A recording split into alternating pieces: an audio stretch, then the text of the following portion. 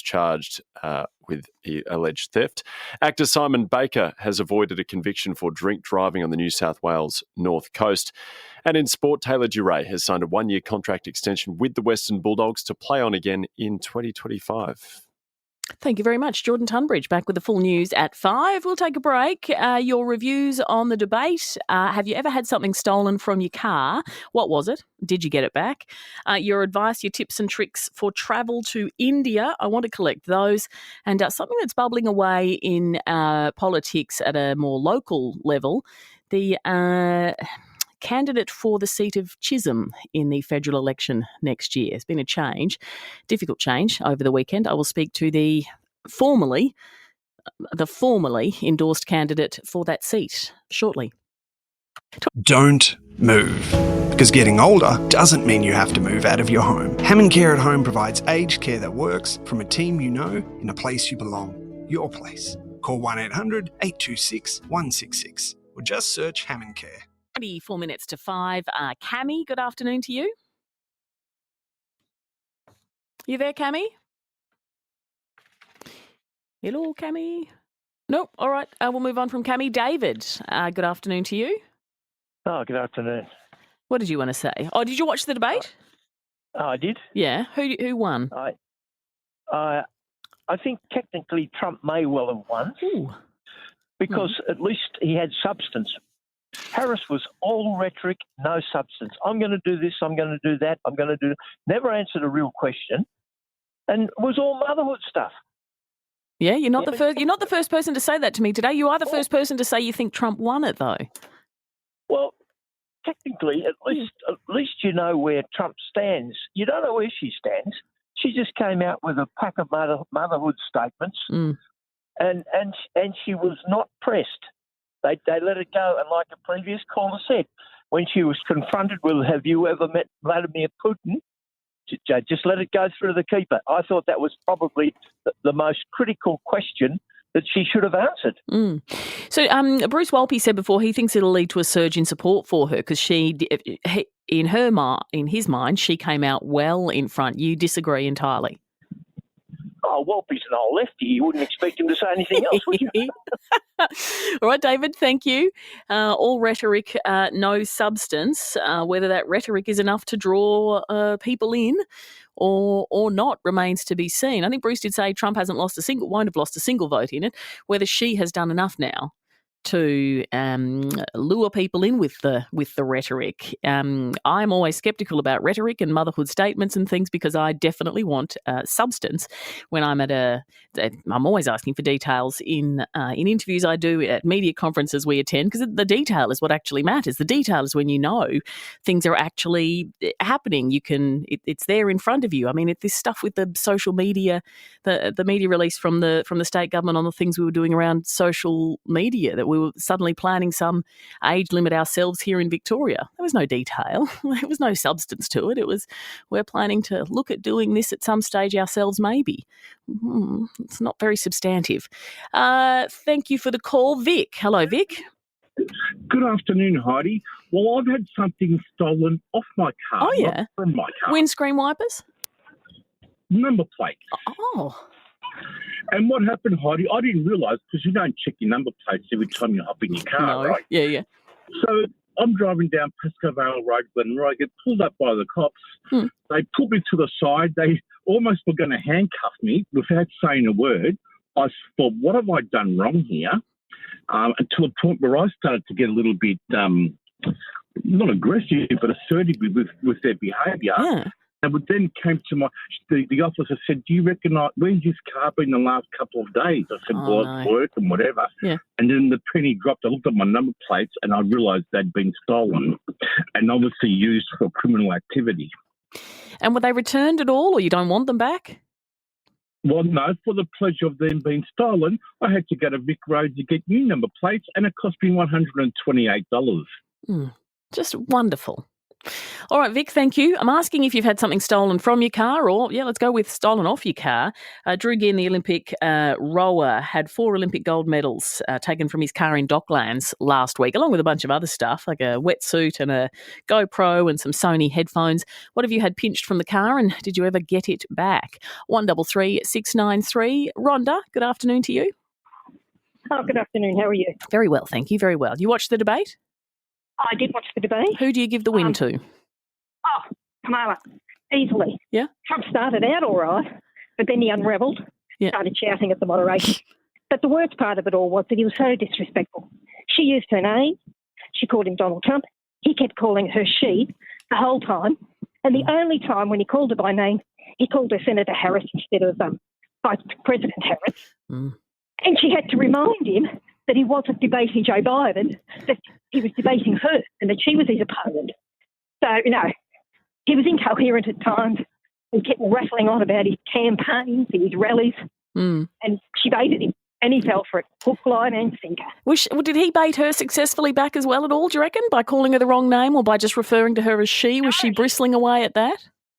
No, she was laughing and smiling the whole time. She refused to come be baited. Look, she had her weak moments. Everybody does. But and a lot of her answers were good. Mm. A lot of people are saying, quite a number of reviewers so far this afternoon have said she was a lot of spin over substance is not quite the right word, rhetoric, motherhood statements over substance. Did that matter? No, because you could see what she was trying to do. She was trying to use the debate to get over who she is and what she was doing. But no, he tried to bait her and she didn't fall for it. And if you had to make a prediction here and now, Rhonda, who wins in October? In November. Oh, November? She should win. Because I think he will have lost a lot of female votes the way he treated her. She went up and shook his hand. He didn't want to. He never looked at her. But unfortunately, Americans tend to be a bit misogynistic. I think it might be a hard battle for them to have a woman president to be. That'll be very interesting to see. Thank you for the call, Rhonda. Thanks for your review. We'll collect some more of them as we progress. I didn't manage to watch any of it. I was working this morning up at State Parliament, and I want to look at a federal Parliament issue in a moment as well.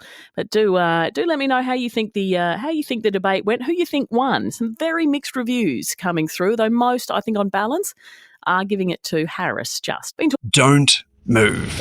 Because getting older doesn't mean you have to move out of your home. Hammond Care at Home provides aged care that works from a team you know in a place you belong. Your place. Call 1-800-826-166 or just search Hammond Care. Talking about the US election, the presidential debate, there is a federal election a little closer to home here, a federal election next year. Most of us will not have given it much thought at all as yet. But for some, particularly those trying to get onto a regular plane to Canberra for a seat at the House of Reps, there will have been a lot of time, attention, thought, door knocking done already. One of those individuals is with me in the studio, the man chosen in December of last year to stand for the Liberal Party for the federal seat of Chisholm. It's in the eastern suburbs, Box Hill, Glen Waverley, Chadstone, Ashwood, that part of town. It's had a redraw, lost a few suburbs, picked a few more up, and as part of that redraw, the endorsed candidate has been punted. Replaced out of nowhere over the weekend by former MP Katie Allen. Dr. Allen's seat that she was selected for disappeared in the redraw of boundaries, so she needs a new one. And she has come in over the top of the endorsed local candidate. So the former candidate for Chisholm, Theo Zagrafis, joins me in the studio. Theo, how are you feeling? It's been hard. It's been hard, Heidi. It's like a bad dream, really. A bit of a sucker punch? Massive. But I'm here to basically say that I'm okay, and I'm really grateful to the hundreds of people that have reached out, both in the Liberal Party and also across the Chisholm community. And it's really made a difference. It's helping me to get through this. What has the local branch had to say? I assume this wasn't the plan. Well, this wasn't what they wanted. Look, people were blindsided, and we're all in shock. The party members are angry, and I understand that. I understand that. You know, we had a great campaign. We were doing well. We were in front. The Redbridge poll showed that 51-49. And I'm just really grateful to the Chisholm Liberal Party, all the members that have supported me for 15 years, have been in the party 20 years, and they're still quite sad and angry. But we do need to focus on our opponents, and that's Labor. Mm-hmm. And so, I'll be telling them to get back on the, back on the bus and get out there and campaign to change the government. It's a Labor-held seat at the moment. Sounding like you think it was well and truly in play? Definitely. Yep. We had momentum. We had a great team. We had support in the community. We were door knocking every weekend. And I've been on the Monash Council 12 years, so people know me. They know what record I had. And I'm very proud of the campaign. You know, the volunteers, particularly the young ones who are out of university, they loved it. We had a good feeling. There's no doubt that I would have won the seat, no doubt at all. But what's important now, as I said, the decision has been made. And, I want to get out there and support the Liberal team, make sure that Peter becomes Prime Minister, make sure that the Liberal Party can get back into government. How many attempts have you made at this? How many times have you run to be the candidate, or attempted to become the candidate? I'm 35. People tell me that I'm young, but I stood for Chisholm 3 times. First time when I was 23, I came third. Second time I was 29, I came second. I was runner-up to Gladys Liu. The third time I was 34, last year, as you said. I was unopposed. I have the overwhelming support of the Liberal Party in Chisholm. So it was my dream. You work towards this. This is the thing that I lived for, my purpose in life. It's who I am. And it was just a dream come true. I was loving the campaign. And as I said, I think this is the wrong decision. I don't agree with it, but the decision has been made. And that's why, I'm here, because I support the party wholeheartedly. I want the Liberal Party to win the next election, both at a federal and the state level. You think it's the wrong decision, you say. Is there any recourse? Is there any comeback, or what's done is done? The decision has been made. However, I know that there is anger in the party, and they feel for me as well. And any internal party matters, that's a different process, and the organisation will take care of that. But my focus is on Labor and winning government. And so, I'm telling people that, it's okay to be angry. If this ever happens again, though, they must hold a local pre-selection. That is clear, because, that's what democracy is all about. There has been instances where candidates have been parachuted in, shoehorned in to electorates that aren't their own, and it does not go successfully for that party. That must be a live concern for you. Look, my focus is on winning government, and I'll be out there supporting all our candidates in Melbourne that I can help. And I think we're really well positioned. So, hopefully we can get government and make Peter Prime Minister. Has there been a tiny part of you that's thought maybe I'll run as an independent? No. Given what you say about how well known you are, how much you've worked? I'm a proud Liberal. I joined when I was 16. I love the party. I think the Liberal Party is the preeminent organisation in Australian politics. 80 years, it's been great for Australia. So I support the party completely. Even when it betrays you? Well, the decision has been made. I disagree with it, yes. Okay. But politics is not fair. I understand that. I knew what I was signing on for when I nominated. But my view was that, if Chisholm had been abolished, that would have been a different story. What happens now for you? You're a Monash City Councillor. There is a local government elections coming up in October. Are you running again? Will you run again? Well, when I was endorsed, I put all my efforts into trying to become the member for Chisholm. So I made a decision in December, and I announced this publicly, that I wouldn't stand for Monash Council again. And so I think the elections are next month. I don't know the exact dates, but I think nominations either have closed or will close. They're closing this week, yeah. So, I'll miss out on that next 4 years. I do have 2 more months left on my council term, which I will happily continue to do for the next 2 months.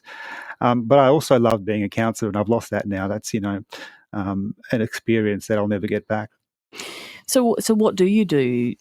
What do you do next, or have you not turned your mind to that yet? I'm still somewhat in shock, and I'm still trying to find the time to return hundreds of messages and text messages to people. As I said earlier, I do want to get out there and support the party as much as I possibly can. I do want to campaign as a volunteer. I'm still the chairman of the Liberal Party in Chisholm, so, I will be doing my part there as well. But I've got a day job, and, I've got other things that I can focus on, and I think I've got a family that probably would love to see me more as opposed to door knocking, which I've been doing for the last 7 or 8 months. Yeah, have they come along on the campaign trail with you so far? Over the years, but, there comes a point where they've seen it all. So. Will it be difficult campaigning for the Liberal Party? No. For you? Really? Not at all, no. No, as I said, I love the party. It's like family. It's like family. And, you don't always agree with family, but you can rely on them and you support them because that's what family does. And, as I said, I think we're well placed to win the next federal election and to pick up seats.